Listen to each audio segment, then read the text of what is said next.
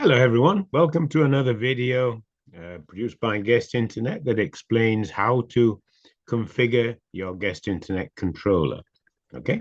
The first time you connect your Guest Internet controller, you're going to go through the setup wizard. And so we're at a point now where you've already configured the setup wizard. And so you're ready to start other steps in the configuration process. Now, it's very important that you download the setup guide. That's a document which you can download from the Guest Internet website, the Wisp Zone website, and this explains how to connect the equipment. And it explains the next step, how to log in to the Guest Internet controller as the administrator, because any configuration requires that you log in as the administrator.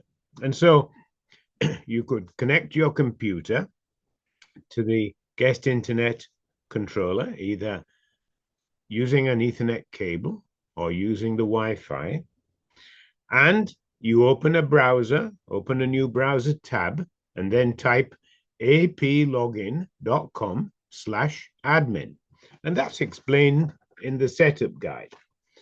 When you type that, your browser page is going to open at the system information page, which is shown here on the screen. And so the system information page gives you a summary of the information. Some very important parameters here are the firmware version. So if you ever need a firmware upgrade, we need to know what the current firmware version is. Okay. Also, another part of the display shows the serial ID. And then we have some information about network interfaces, the firewall, and we can also add notes.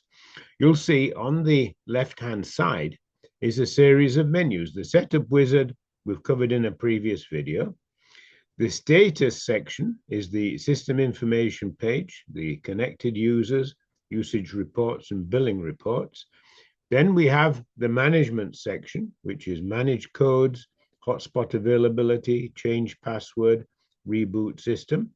And then we have the advanced settings.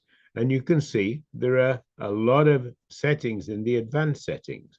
And we'll produce a video to explain each one of these settings. Okay, so look out for our next videos. Make sure that you're able to log in as the administrator. Remember, you'll need the password that you set when you went through the setup wizard.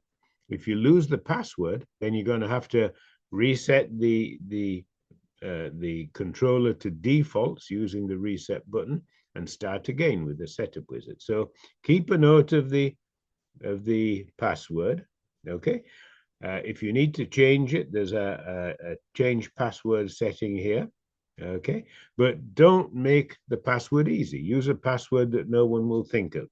Make sure that no one is going to be able to get into your controller. Okay, well, thank you very much for watching, and please look out for our next videos. If you have any questions, send us a message. Okay, thanks again, and see you soon.